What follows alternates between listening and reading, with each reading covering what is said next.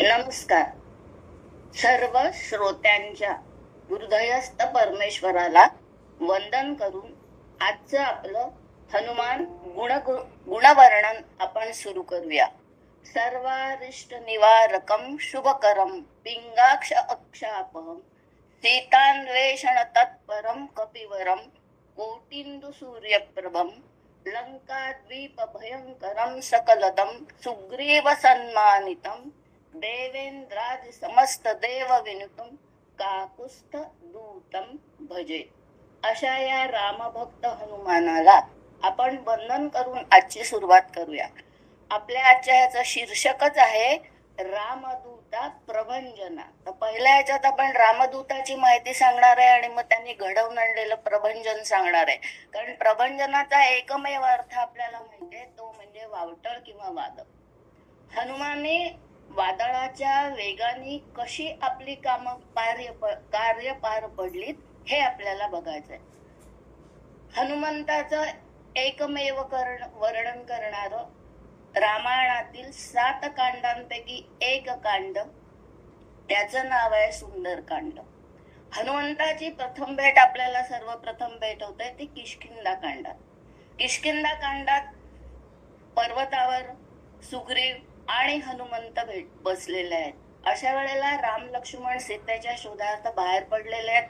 पंचवटी त्यांनी सोडलेलं आहे आणि ते चालत चालत किष्किंधेपर्यंत आलेले आहेत. त्यांना माहिती नाही हा प्रदेश कोणता आहे, पण आपण जसं म्हणतो भीत्यापाटीत ब्रह्मराक्षस, त्याप्रमाणे वालीचं आणि सुग्रीवाचं वैर असतं.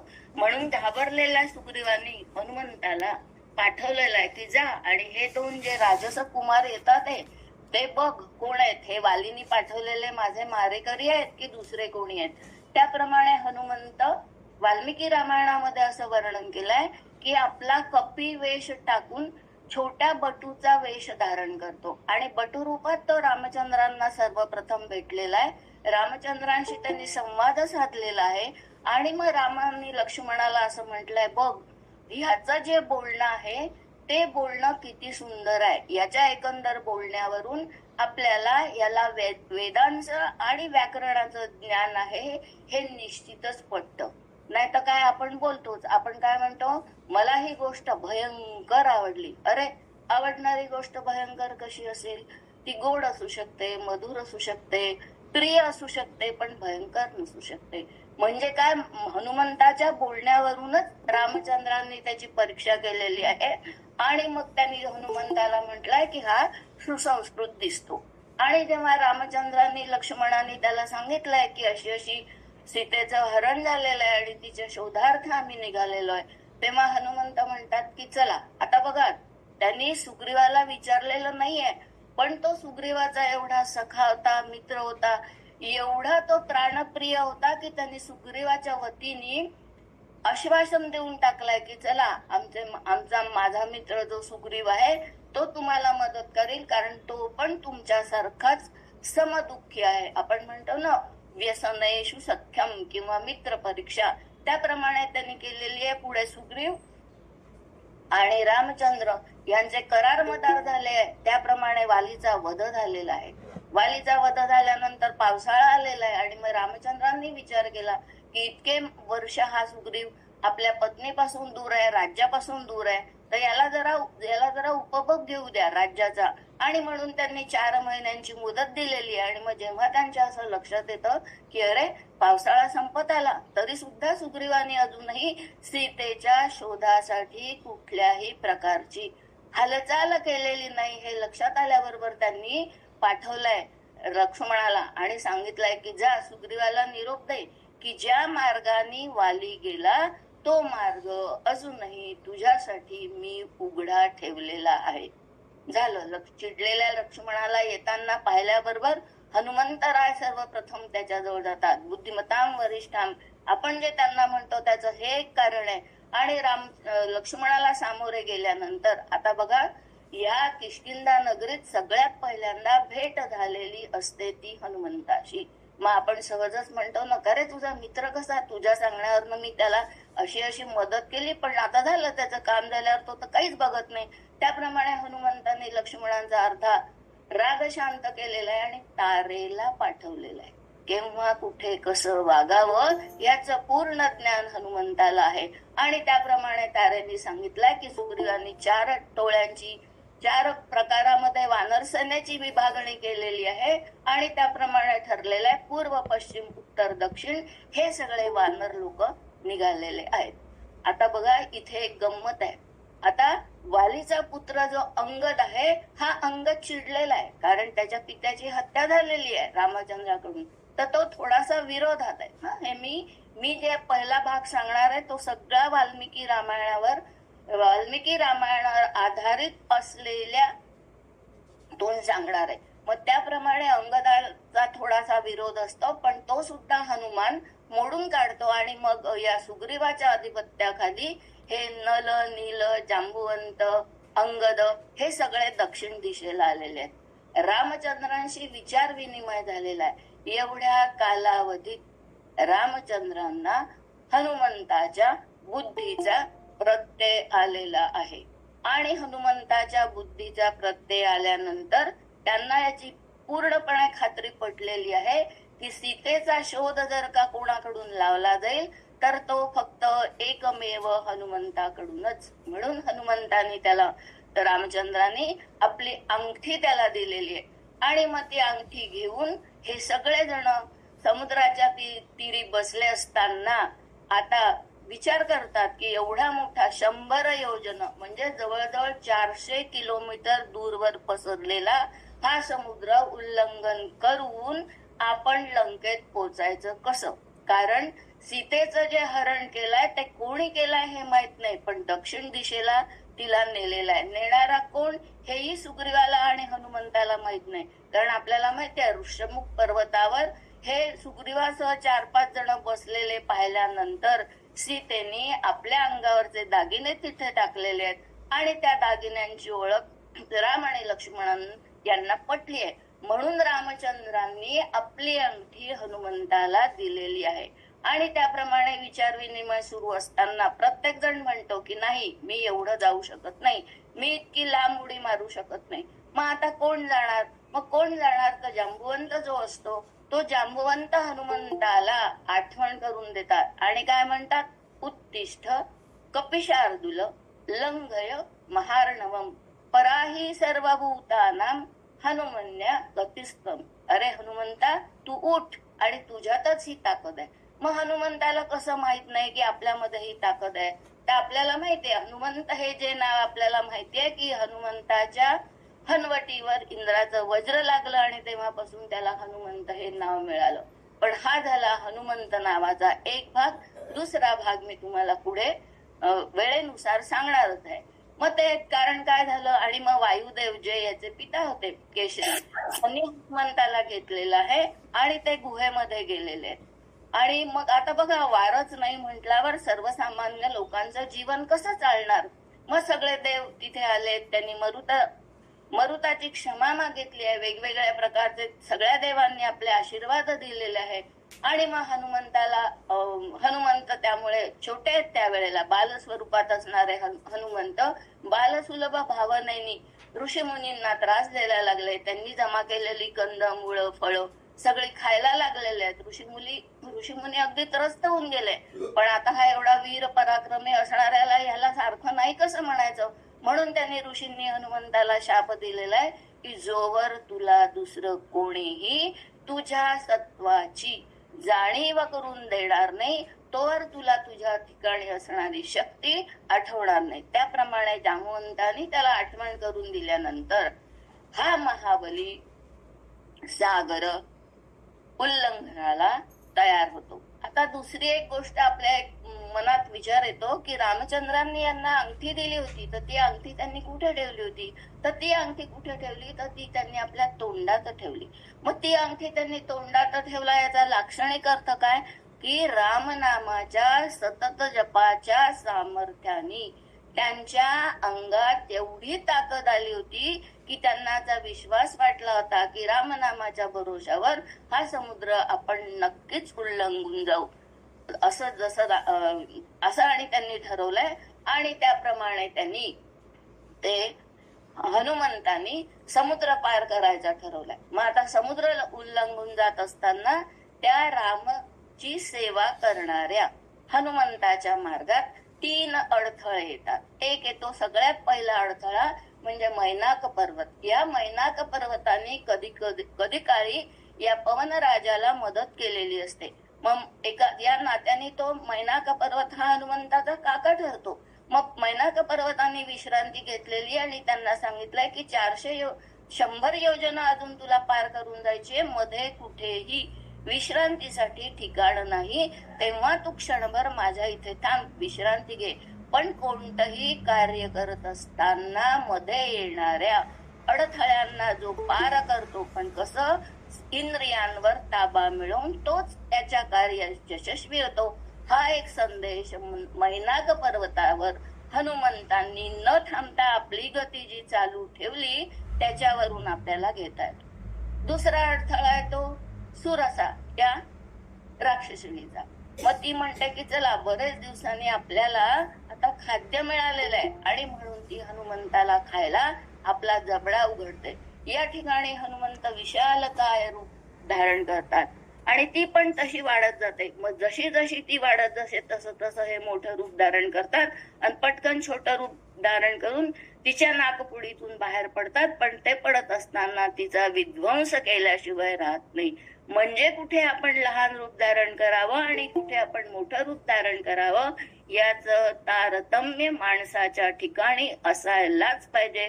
हा संदेश मारुतीरायांनी इथे आपल्याला दिलाय. आपल्याला माहितीये की नाही, महापुरे तरू जाती लव्हाळे मात्र वाचती. त्याप्रमाणे हनुमंतरांनी समुद्र लंघन केलेलं आहे. आणि तिसरी जी त्याच्या ह्याच्यात अडथळा आलेला आहे ती सिंहिका राक्षसी किंवा लंकिनी म्हणतात. लंकेपर्यंत ते येऊन पोचलेले आहेत आणि आता या लंकिनीचा वध करून ते आत गेलेले आहेत. तर तुलसीदासांनी लिहिलेल्या रामचरितमानस मध्ये असं म्हणतात की ती लंकिनी म्हणते की हे कपिवरा, तुझ्या संगतीने मला सत्संग म्हणजे काय समजलं आहे आणि आजपासून मी ही जी माझी राक्षसी वृत्ती आहे ही सोडून देऊन आता भगवत चरणी लीन होण्यासाठी प्रयत्न करीन. आता झालं, मारुतीने छोटं रूप घेतलेलं आहे, ते लहान झालेले आणि मग त्यांनी मनामध्ये विचार केलाय की एवढ्या मोठ्या या लंकेमध्ये आता आपण सीतेचा शोध घ्यायचा कसा. मग ते जातात सर्वप्रथम रावणाच्या शयनगृहात आणि शयनगृहात गेल्यानंतर त्यांना असं एक अतिशय सुंदर अशी स्त्री दिसते. आपल्याला माहितीये सीता जेवढी लावण्य लतिका होती तेवढीच तिच्या बरोबरीची तुल्य मात्र असणारी मंदोदरी पण होती. हनुमंताला खूप आनंद झालाय की चला सीता आपल्याला सापडलेली आहे. पण त्यांच्या मनात लगेच दुसरा विचार येतो की ही कशी काय सीता असू शकते, कारण रामाने तिचं जे काही वर्णन केलेलं आहे, लक्ष्मणाने जे काही सांगितलेलं आहे त्याच्यावरून त्यांना पक्की खात्री झालेली आहे की सीता ही पतिव्रता आहे. मग पतिव्रता असणारी सीता एवढ्या लवकर कशी काय रावणाला वश झाली म्हणून ते बारकाईने पाहतात आणि सीता सापडली या बाल सुलभ आनंदाने ते काय करतात, तर वाल्मिकी रामायणामध्ये असं वर्णन केलेलं आहे की ते तिथेच खांबावर उड्या मारायला लागतात, स्वतःच्या शेपटीचं चुंबन घेतात, स्वतःचे बाहू फुरफुरायला लागतात आणि मग जेव्हा त्यांच्या मनात विचार येतो की नाही ही सीता असू शकत नाही, कारण याच्याजवळ जो कोणता रावण आहे ज्याच्या लंकेत मध्ये आपण आलेलो आहे तर तो तर आपल्याला दिसलाच नाही, म्हणून ते जातात आणि ते गेल्यानंतर त्यांना दिसतं की एका बगीच्यात, आता आपल्याला सगळ्यांना ऐकून माहिती आहे की त्याचं नाव अशोक वाटिका असते, जिथे शोक नाही अशी वाटिका. आता सीतेला शोक कसा असणार आहे, रामचंद्रांपासून तिचा विरह ती सहन करते, पण तिला याची पक्की खात्री आहे की एक ना एक दिवस तरी रामचंद्र येतील आणि माझी सुटका करतील. या भरोशावर तिने आपलं सगळं आयुष्यातलं दुःख तिथे सहन केलंय. आणि हनुमंतराव जातात आणि पाहतात तर काय, रावण तिला धमकवत असतो आणि रावण तिला सांगतो की 2 महिन्याची मुदत मी तुला देतो, त्याच्या आत जर का तू मला वश झाली नाहीस तर लक्षात ठेव की मी तुझी खांडोळी करीन आणि न्याहारीमध्ये तुझा उपयोग करीन. आता बघा, हे ऐकल्यानंतर हनुमंतराय मनाशी विचार करतात. ते काही सांगकामे नसतात की हो मला सीता दिसली आणि लगेच आपण रामचंद्राकडे परत गेलो, तर ते असं नाहीये. मनुष्य स्वभावाचा अत्यंत बारकाईने त्यांनी विचार केलेला आहे. आणि मग रावणाच्या या धमकावाणीवरून ती म्हणते की 10 महिने होत आले, माझी सुटका अजूनपर्यंत रामचंद्रांना करता आली नाही, तर या 2 महिन्यात ते काय करतील? मग या रावणाला वश होण्यापेक्षा किंवा रावणाकडून अत्याचार सहन करण्यापेक्षा आपण आत्महत्या केलेली बरी. बघा, रावण सुद्धा सुसंस्कृत होता आणि त्यांनी सीतेवर कधीही जबरदस्ती केली नव्हती. त्याची कारण काय हे आपल्याला रामायण वाचल्यावर माहितीये. त्या विभागात आपल्याला शिरायचं नाही. मग आता हनुमान इथे विचार करतात आहे की अरे, आपल्याला तर सीतेला वाचवायला पाहिजे. मग कसं वाचवायला पाहिजे? जर का आपण एकदम रामरायाचं गुणवर्णन सुरू केलं तर काय होईल की सीतेला वाटेल की हा रावणाने नियोजिलेला दुसराच कोणता तरी एखादा कावा असेल, मग ती काही आपल्या ह्याच्याकडे लक्ष देणार नाही. म्हणून मग ते काय करतात? मानवी स्वभावाचं सूक्ष्म निरीक्षण करणारे, आजकालच्या भाषेत म्हणजे सायकोलॉजीचं ज्ञान असणारे हनुमंतराय असं म्हणतात. राजा दशरथो नाम रथकुंजरवाजिनाम पुण्यशीलो महाकीर्ती इक्ष्वाकूणाम महाशयः असं म्हटल्यावर सीतेची उत्कंठा ताणली जाते आणि ती इकडे तिकडे बघते आणि म्हणते, अरेच्या, दशरथ राजांचं वर्णन करणार इक्ष्वाकू कुळाची ज्याला माहितीये असं कोण बरं इथे गुणगान करताय? म्हणजे बघा, माणसाला वश कसं करायचं ही विद्या त्यांना अवगत आहे. आणि त्याप्रमाणे त्यांनी असं म्हटल्यावर त्यांनी त्यांचं गायन सुरू ठेवलंय. इक्ष्वाकू कुळाचं वंशाची माहिती ते सांगतात आहे आणि त्यांना पटलंय की नाही, सीताची उत्कंठा आता पूर्ण शिगेला पोचलीये. अशा वेळेला आता आपण जर का हिच्या समोर प्रगट झालं तर काहीच हरकत नाही. म्हणून मग आपला तो श्लोक आहे, लंकापुरासी हनुमंत गेला, जाता सीतेशी प्रणिपात केला, सीते पुढे ठेवून राम मुद्रा, श्रीराम कोठे मज सांग रुद्रा. पहिल्यांदा इथे मारुतीरायांचा रुद्रावतार म्हणून उल्लेख झालेला आहे. त्याप्रमाणे सीतेची भेट झाल्यानंतर हनुमंतांनी सुग्रीवाची आणि रामचंद्रांची सख्य मैत्री कशी झाली ते सांगितलेलं आहे. रामचंद्रांच्या आज्ञेवरून मी आपणाचा शोध घ्यायला इथे आलेलो आहे. आणि मग काही इतर रामायण करते असं म्हणतात की सगळं हे झाल्यानंतर दुःखी असणाऱ्या सीतामाईला पाहून हनुमंतांनी सीतेला सीता माता न म्हणता सीतामाई या शब्दाचा प्रयोग केलेला आहे आणि त्यांनी तिला विनंती केली आहे की आपण माझ्या खांद्यावर बसा आणि माझ्या बरोबर चला, मी आपली आणि रामचंद्रांची भेट घडवून आणतो. सीतेने नकार दिलाय. मग आता इथून जायचं, ह्या लंकेतून सीतेची सुटका करायची आहे, तर ही लंका कशी आहे हे एकदा आपण पाहायला पाहिजे. म्हणून ते सीतेमाईला सांगतात की मी इतक्या लांबून आलेलो आहे, मला खूप भूक लागली आहे, तर आता मी काय खाऊ? तर सीता त्यांना सांगते की झाडाखाली पडलेली जी फळ आहे ती खा. बघा, शब्दांचे अर्थ कसे बुद्धिमान लोक काढतात. त्याप्रमाणे त्यांनी गदागदा झाडं हलवलेली आहे. सगळ्या झाडांचा त्या वाटिकेचा विध्वंस केलाय आणि विध्वंस करणारा हा कोण या जिज्ञेसेने तेथील राक्षस आलेले आहे. आणि शेवट रावणाचा जो पुत्र अक्षय आहे त्याला यावं लागतं, कारण हनुमंतराय कोणालाच आटोपले गेलेले नाहीत. आणि त्याप्रमाणे अक्षयाचा वध करून रावणाच्या दरबारात हनुमंताला आणलं गेलेलं आहे. आपल्याला ते माहिती आहे की त्यांना त्या ब्रह्मास्त्र टाकतात, त्यांनी त्या पाशामध्ये त्याला बद्ध करतात, पण हनुमंताला कुठलाच पाश कधीच बांधू शकत नाही.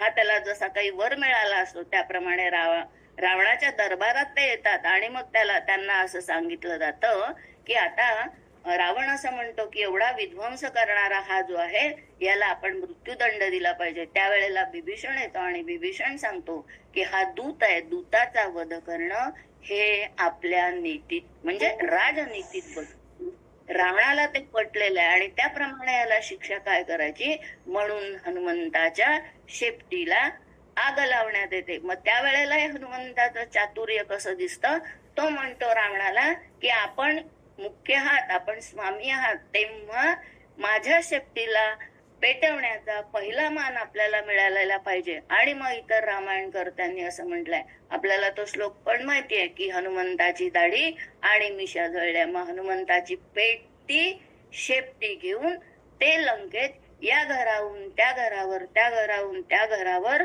उड्या मारतात आहे आणि याप्रमाणे सगळी लंका त्यांनी पेटवून दिलेली आहे. सुवर्णाची असणारी ती लंका. आपल्याला माहितीये की सुवर्ण कुठलाही धातू हा अग्नीच्या संपर्कात आला की पटकन वितळायला सुरुवात होते. त्याप्रमाणे संपूर्ण लंकेत हाहाकार माजतो.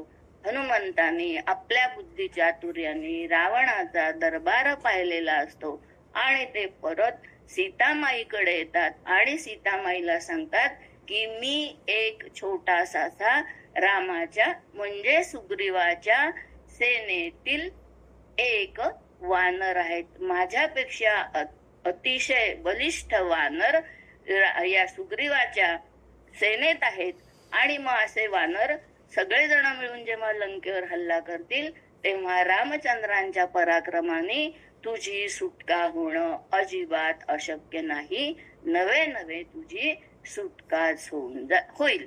आणि त्याप्रमाणे आपल्याला असं आढळतं. मग ते सीतामाईशी बोलतात आणि तिला म्हणतात आता निरोप द्यायची वेळ आली आहे. बघा हनुमंतराय किती हुशार आहेत, किती समय सूचकता त्यांच्या ठिकाणी आहे. मग ते तिला असं म्हणतात की सीतामाई तुझी आणि माझी भेट झाली हे रामचंद्रांना पटवण्यासाठी, म्हणजे ज्याला आपण आजच्या भाषेत प्रूफ म्हणतो, त्याच्यासाठी तू मला काहीतरी खूण दे. आणि मग आपल्याला माहितीये की सीतामाई त्यांना आपला चूडामणी देते. आता बघा मुद्रिका दिली, ती तोंडात धारण केली, म्हणजे रामनामाचा सतत जप त्यांनी आपल्या हृदयात रामाला धरलेला आहे, रामनामाला धरलेला आहे, रामनामाचा जप केलाय. त्याप्रमाणे सीतेने दिलेली खूण ज्याला आपण चूडामणी म्हणतो तो त्यांनी आपल्या शिरोधार्य केलेला आहे. म्हणजे आतापर्यंत त्यांच्या हृदयात असणारा नाम, जसं आपण म्हणतो परापश्यंती मध्यमा वैखरी, या चारीही वाणीनी जप केला तर साधकाला जे हवं ते लगेच साध्य होतं. त्याप्रमाणे हनुमंताला रामरायांची कृपा झालेली आणि त्यांनी सीतेने दिलेला तो चूडामणी आपल्या शिरोधार्य केलेला आहे आणि पुन्हा त्यांनी लंका उल्लंघन केलेलं आहे आणि रामचंद्राला येऊन ते भेटलेले आहेत. आता इथे बघा ह्या हनुमंतानी एकाच ह्याच्यात, जसं आपण म्हणतो एका दगडात दोन पक्षी, तर हनुमंतानी इथे अनेक कार्य केलेली आहे. सीतेची भेट घेऊन सीतेचा प्राण वाचवलाय. म्हणजे काय की तिला आत्महत्येपासून परावृत्त केलेला आहे, तिच्या ठिकाणी आशा निर्माण केली आहे आणि तिला काय सांगितलंय की मी एक शूद्र वानर आहे, माझ्यापेक्षा कितीतरी श्रेष्ठ, म्हणजे माणसाचं धैर्य कसं वाढवावं हाही गुण आपल्याला रामरायांच्या या वक्तव्यातून दिसतो. सगळे जे वानर काळजीत पडले होते त्यांना माहिती होतं की सीतेचा शोध जर का आपण वेळेत केला नाही तर सुग्रीव आपल्याला ठार मारल्याशिवाय राहणार नाही. अंगदाला सुद्धा भीती होती की जर का सीता दिसली नाही तर पुढे सुग्रीव आपला, म्हणजे सुग्रीवाच्या मनात त्याच्याबद्दल पहिल्यापासूनच, वालीचा वध झाल्यापासूनच थोडस वैर उत्पन्न झालेलं आहे, तर आपलं काय होईल.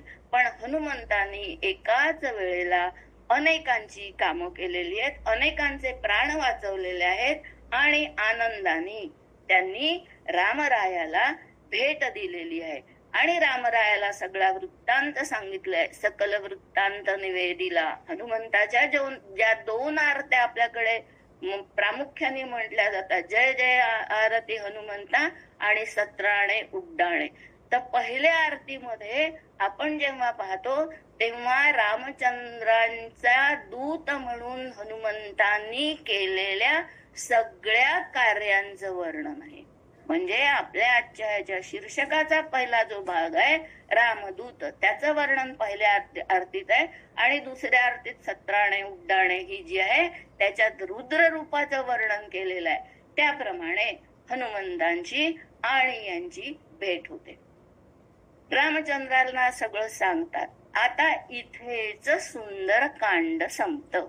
मग ह्या कांडाला सुंदरकांड हे नाव का बरं दिलं असेल याचा जर का आपण विचार केला तर आपल्याला असं आढळतं की आपल्याला जी गोष्ट आवडते, ज्या गोष्टीवर आपलं खूप प्रेम असतं, ज्या गोष्टीशिवाय आपल्याला चैन पडत नाही, जी गोष्ट आपल्याला संकटातून सोडवते, यावर आपला 100% विश्वास असतो, ती गोष्ट आपल्याला सुंदरच वाटते.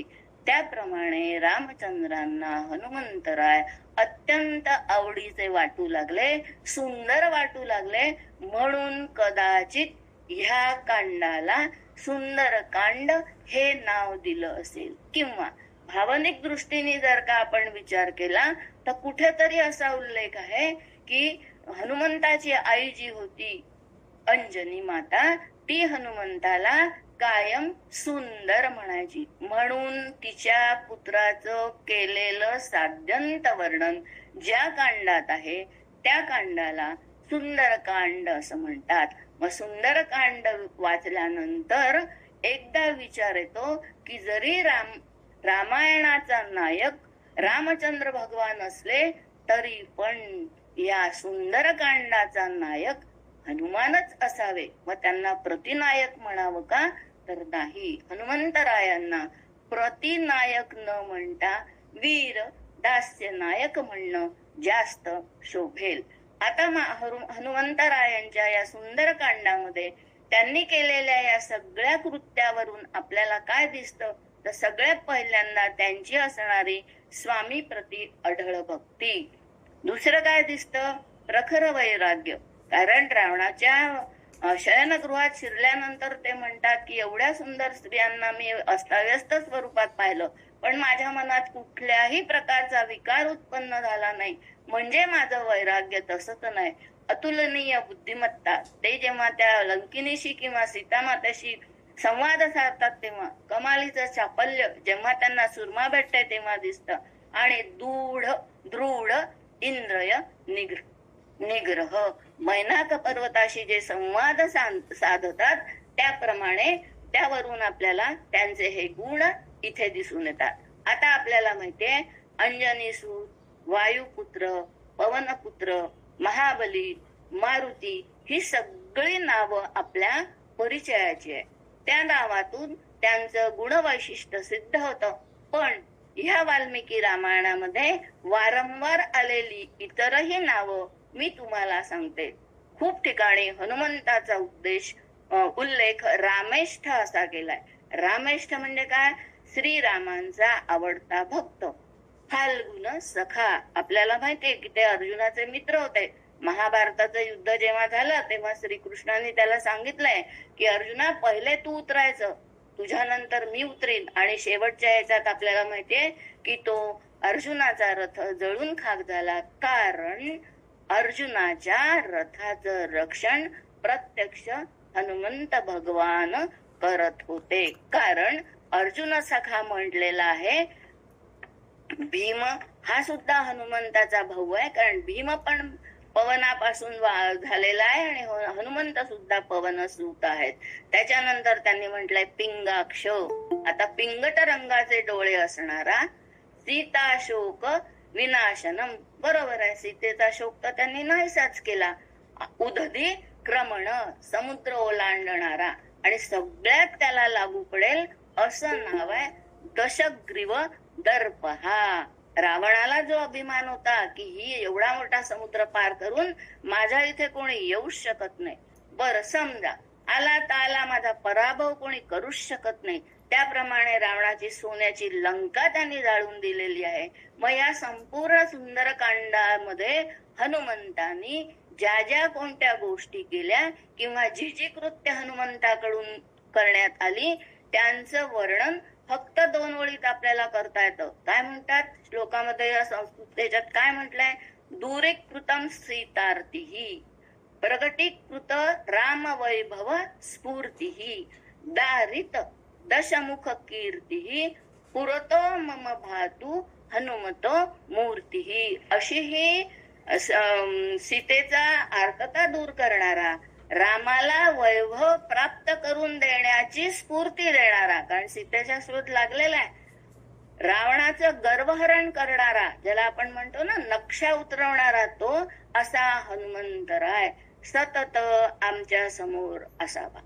आता त्याच्यानंतर आपल्याला असं दिसतं की हे सगळं झाल्यानंतर रावणाने दरबार भरवलाय, विचार विनिमय केलेला आहे आणि त्याच्या मनात कायम ही भीती आहे. बघा, घाबरलेला माणूस कुठलीच गोष्ट समर्थपणाने करू शकत नाही. त्याप्रमाणे रावणाच्या मनात भीती आहे आणि तो असं म्हणतोय की आता काय करायचं.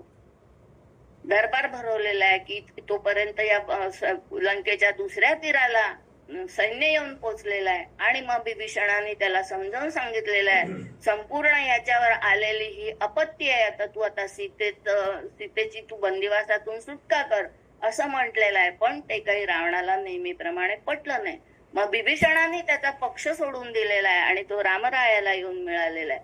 तेव्हा विभीषणाला आपल्या सैन्यामध्ये समाविष्ट करून घेण्यासाठी अनेकांनी विरोध केलेला आहे. नल, नील, सुग्रीव, जांबुवंत यांनी सुद्धा आपली विरोधी मत नोंदवलेली आहे, नाही का. आपण म्हणतो विरोधी मतांनी ठराव पारित झाला. त्याप्रमाणे त्यांनी हनुमंताला विचारलंय आणि हनुमंत म्हणतो की याच्याकडे पाहिल्यानंतर आपल्याला असं लक्षात येतं की नाही, हा खरोखर प्रामाणिकपणाने आलेला आहे आणि अशा आलेल्या ह्या विभीषणाला आपल्याकडे आश्रय द्यायला काहीच हरकत नाही. त्याप्रमाणे या विभीषणाला इथे आश्रय दिलेला आहे. पुढे युद्धाला सुरुवात झालेली आहे आणि मग आपल्याला तोही प्रसंग माहिती आहे की सुग्रीवाने रावणाला पाहिल्याबरोबर तो उड्डाण करतो, रावणाचा मुकुट हिरवून आणतो आणि रामचंद्राने त्याला हे दिलेलं आहे. म्हणजे जसं रामचंद्र त्याला रागवलेले आणि म्हणतात की सेनापतीने असं कुठलंही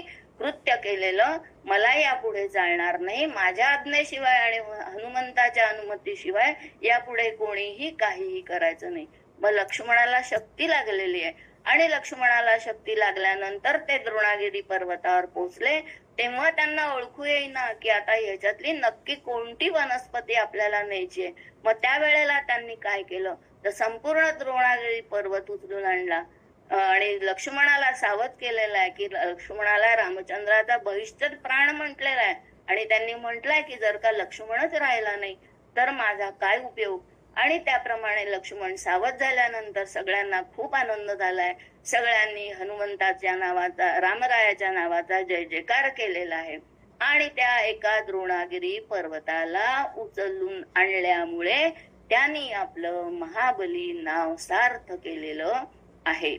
आता पुन्हा त्यांनी आता याच्या पुढे जाऊन आपल्याला असं आपल्याला बघायचं आहे की ह्या सगळ्या गोष्टी ज्या कोणत्या आलेल्या आहेत, ह्या सगळ्या गोष्टींचं वर्णन किंवा ह्या सगळ्या गोष्टी वाल्मिकी रामायणाला धरून आहेत.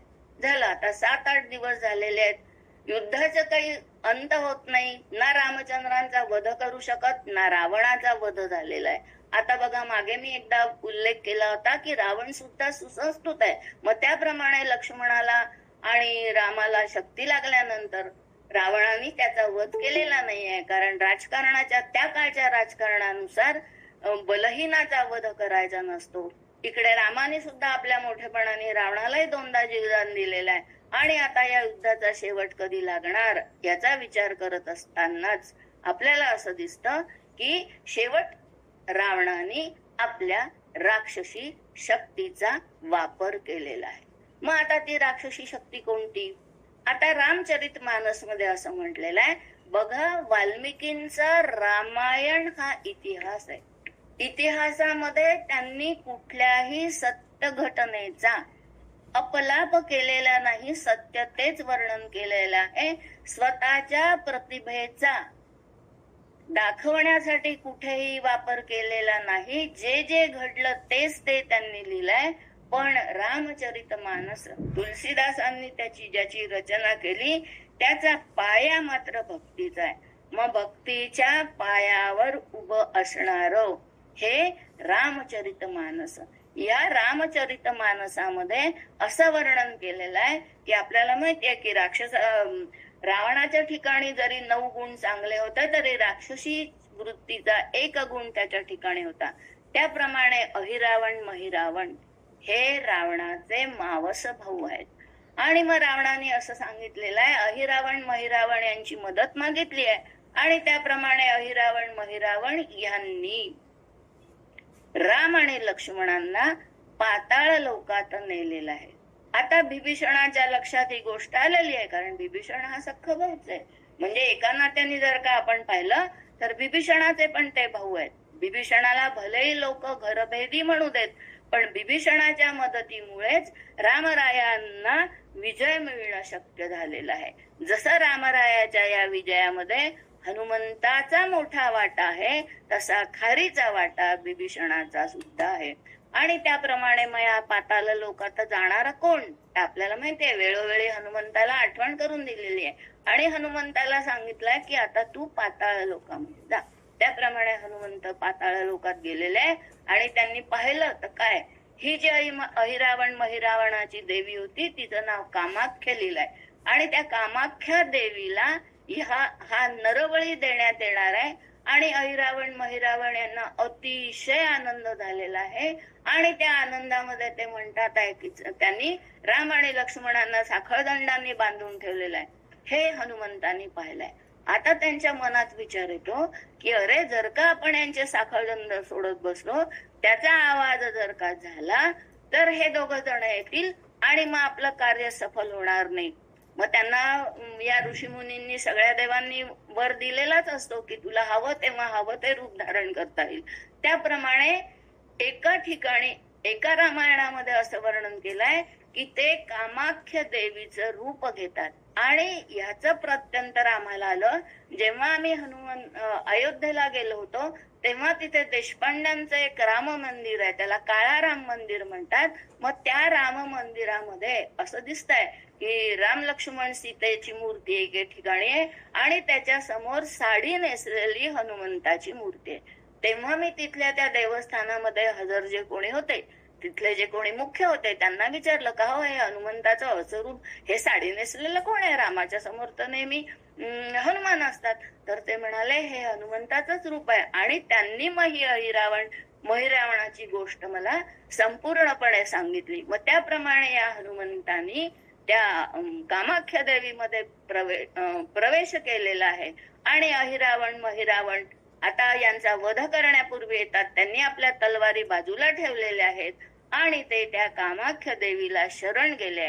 त्याच वेळेला हनुमंतांनी बाहेर पडून, कारण रामचंद्रांची आणि लक्ष्मणाची मुक्तता केलेली आहे, बळी देणार म्हणजे त्यांना त्यांच्या समोर बसवलेला आहे. हनुमंत बाहेर येतात, या अहिरावण महिरावणाचा वध करतात आणि रामचंद्राची आणि लक्ष्मणाची सुटका करतात. मग तिथेच एका रामायणामध्ये असं म्हटलेलं आहे की त्यांचा जो पुत्र असतो मकरध्वज, तो विरोध करतो, तेव्हा ते सांगतात की तू माझाच मुलगा आहेस. आणि मग तिथे पाताळाचं राज्य म्हणजे अहिरावण महिरावणाचं हे जे राज्य आहे ते मकरध्वजाला देतात. याचाच अर्थ काय, लाक्षणिक अर्थाने जर का आपण असं पाहिलं तर तिथल्या राक्षसी प्रवृत्तीचा पूर्णपणे नायनाट करून सत्प्रवृत्ती असणारा मकरध्वज याला राज्य देतात आणि राम लक्ष्मणाला खांद्यावर घेऊन तिथून निघतात. आता एका ठिकाणी म्हणजे तुलसीदासांचं जे रामायण आहे त्याचं जे कुठे मराठीत ज्यांनी कोणी भाषांतर केलं असेल, ते भाषांतर करताना माझ्या वाचनात आलेली दुसरी गोष्ट ही जी इथे मला सांगावीशी वाटते, तर मग त्यांनी असं दिलंय की अहिरावण महिरावण यांचा पुरोहित जो असतो, अर्थात तो सुद्धा काळी विद्या करणाराच असतो.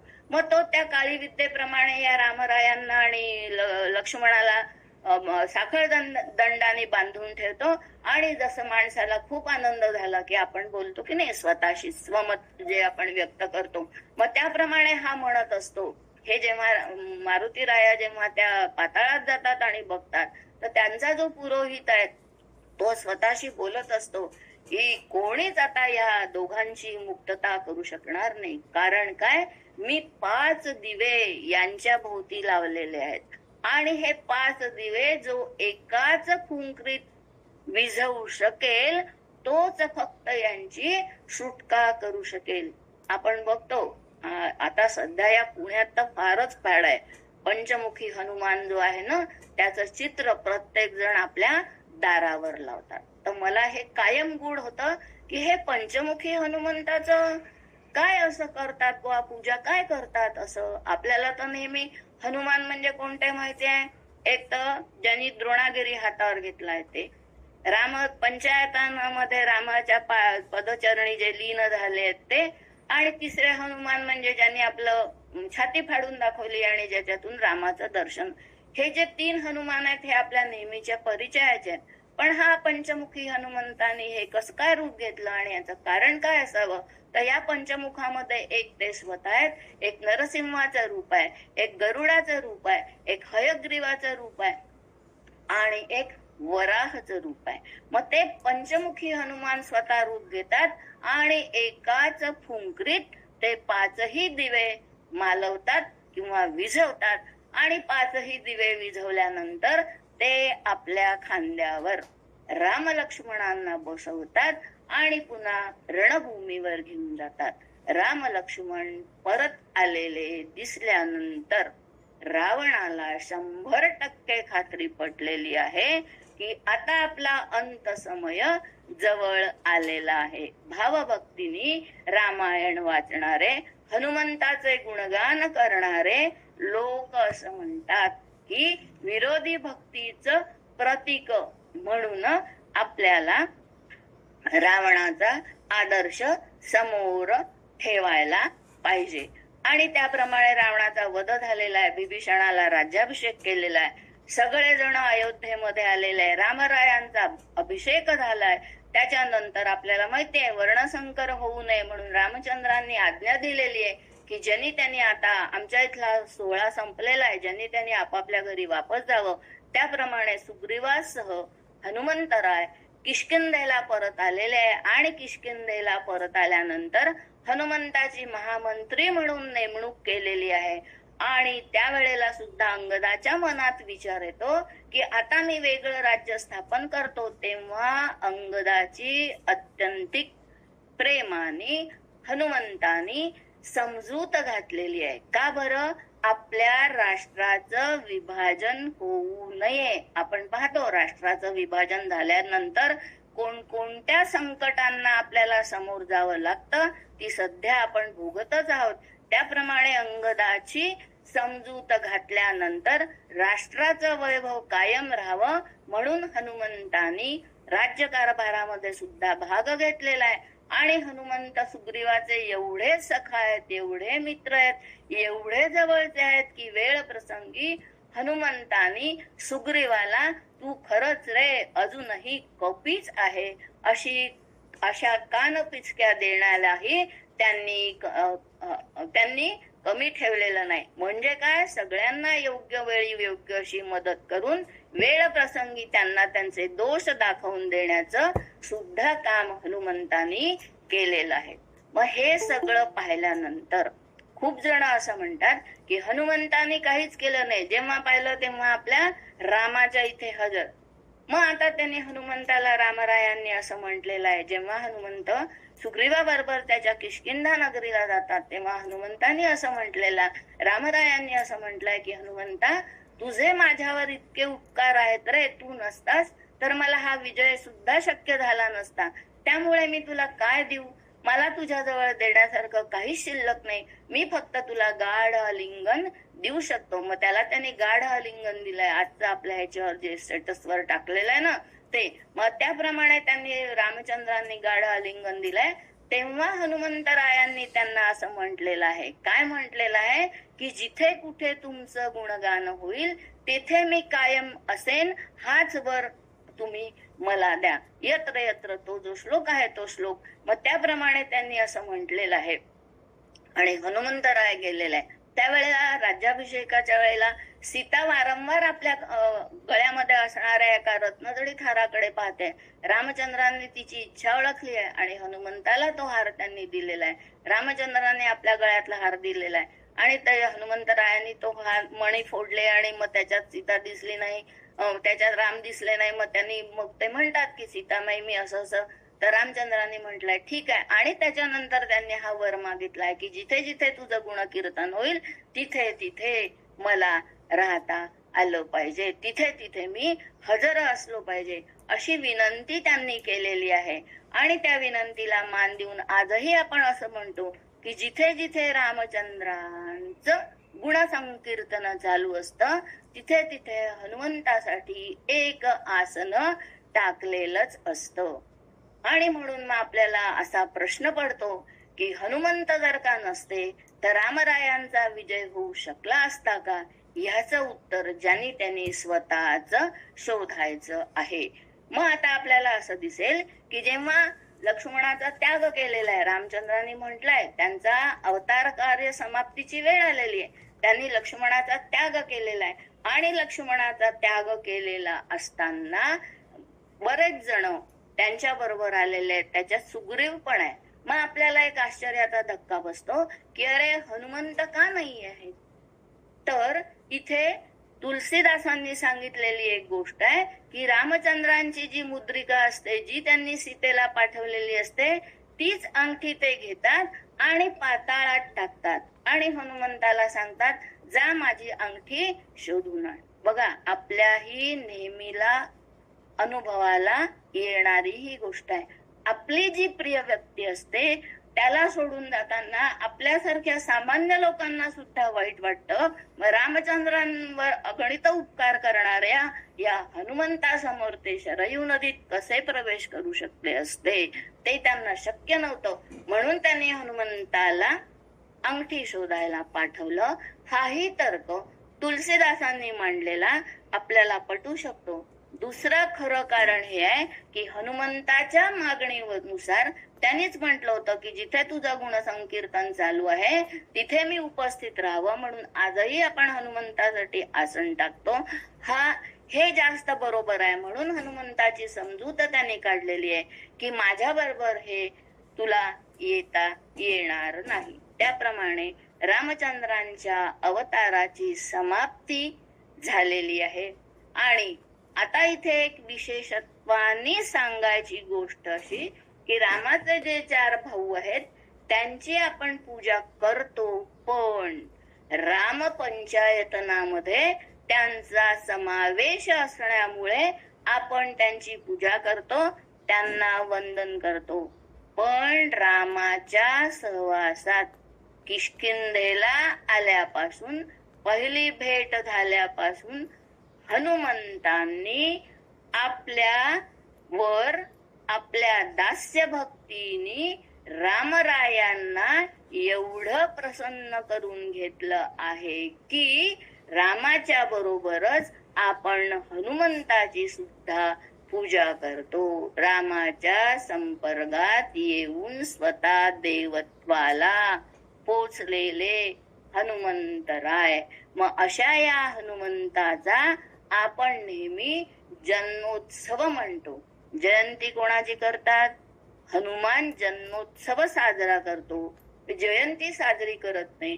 जयंती हा ज्याचा जन्म झालेला असतो पण ज्याला मरण आहे अशाचीच साजरी करतात. जन्मोत्सव मात्र त्याचा साजरा करतात की जो चिरंजीव आहे. आता ह्या रामायणातल्या पात्रांमध्ये किंवा आपल्या संपर्कात आलेले हे जे 2 जण आहेत आजचे, एक विभीषण आणि एक हनुमान, तर ही चिरंजीवित्व प्राप्त होणार आहे. 7 चिरंजीवांमध्ये यांचा समावेश आहे. तर चिरंजीव ही एक मानसिक प्रवृत्ती आहे. मग आता हनुमंताला चिरंजीव का म्हटलं, तर दास्यत्व भाव जो आहे, त्यांच्या ठिकाणी असणारी जी अढळ भक्ती आहे, पराकोटीचे निर्णय घेण्याची जी क्षमता आहे. मग त्यांनी प्रभंजनत्व कोणतं केलं, तर ते पाताळ लोकात गेलंय, अहिरावण महिरावणांचा वध केला, याची सुटका केली. द्रोणागिरीवर गेले, आठवत नव्हतं, तर सर्व संपूर्ण द्रोणागिरी उचलून आणला. रावणाच्या त्या वाटिकेचा सर्व विध्वंस केला. रुद्ररूप त्यांनी कसं धारण केलं, तर लंकेला सगळी आग लावली. म्हणजे जसं वावटळ येतं आणि क्षणार्धात नाहीसं करून जातं, त्याप्रमाणे हनुमंतांनी आपल्या रुद्र रूपाने क्षणार्धात संकटांचा नाश केला आहे. पण तो केवळ रामाची भक्ती करण्याच्या उद्देशातूनच केलाय. आता बिभीषणाला पण चिरंजीवत्व का मिळालं, तर बिभीषणामध्ये असणारी वृत्ती पण आपल्याकडे दिसते की जेव्हा कुठेही अन्यायाचा अतिरेक होतो तेव्हा त्याला विरोध करण्याचं सामर्थ्य हे दाखवायलाच पाहिजे. आणि ते बिभीषणाने दाखवलेलं आहे. आणि रामरायाकडे गेलेत म्हणजे सत्य पक्षाला जाऊन मिळालेत. मग रामरायाची त्यांनी पण भक्ती केली आहे. आपण म्हणतो की प्रत्येकाच्या ठिकाणी परमेश्वराचा अंश असतो, त्याप्रमाणे परमेश्वराचा असणारा अंश सत्कार्यात कसं लावायचं हे विभीषण आणि मारुती यांच्या चिरंजीवित्वातून आपल्याला दिसतं. मग असे हे हनुमंतराय. मग ह्यांचं स्मरण करताच आपल्याला तत्क्षणी काय मिळतं याचं वर्णन करण्यासाठी आतापर्यंत मी जे काही सांगितलं त्याचं वर्णन या एका श्लोकात आपल्याला करता येतं.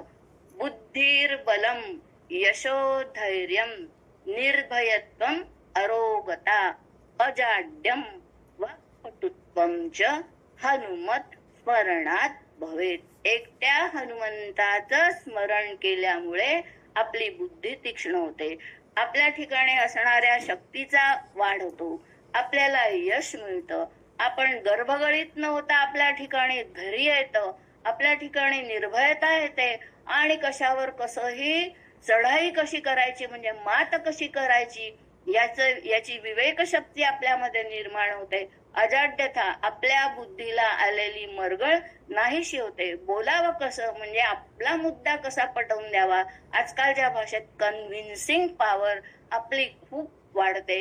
या गोष्टी एकाच वेळेला केवळ हनुमंताचे स्मरण केल्याने आपल्या ठिकाणी येऊ शकतात. म्हणून हनुमंताची भक्ती करायची आणि स्वतःच्या कार्याने देवत्व प्राप्त झालेल्या हनुमंताची भक्ती केली की जिथे जिथे रामराय आहे तिथे तिथे हनुमंत आहेत. मग या हनुमंतावर अत्यंतिक प्रेम करणारे रामराया सुद्धा आज आपल्या ठिकाणी इथे आलेले आहेत याची प्रचिती आपल्याला येईल. आणि शेवट माऊलींच्या म्हणण्याप्रमाणे आज तुम्ही मला ही जी कोणती संधी दिली तर माऊलींनी म्हटल्याप्रमाणे ते नित्य कर्म भले होय नैमित्तिकी सावाईले सोनियासी जोडले सौरभ्य जैसे. एवढे म्हणून त्या मारुती रायाला शतशः वंदन करून मी एवढंच म्हणेन की सियावर रामचंद्र की जय, पवनसुत हनुमान की जय, जय जय रघुवीर समर्थ. आणि आजच्या आपल्या याच्यावर लिंकच्या वर टाकलेला जो फोटो आहे तो पाहिला की आपल्याला असं दिसेल की मारुती राया हे शिवाचे रूप होते म्हणजे रौद्र रूप होते. म्हणून रामदूता प्रपंचना त्यांचं जे हरी आणि हराचं ऐक्य झालेलं आहे हे ऐक्य रामाची आणि हनुमंताची भक्ती केली तर आपल्याला प्राप्त होऊ शकतं. हा संदेश या फोटोवरून आपल्याला दिसतं. म्हणून एवढं सांगून त्या हनुमंताला पुन्हा एकदा वंदन करून आपल्या सगळ्यांचे आभार मानून मी इथेच थांबते.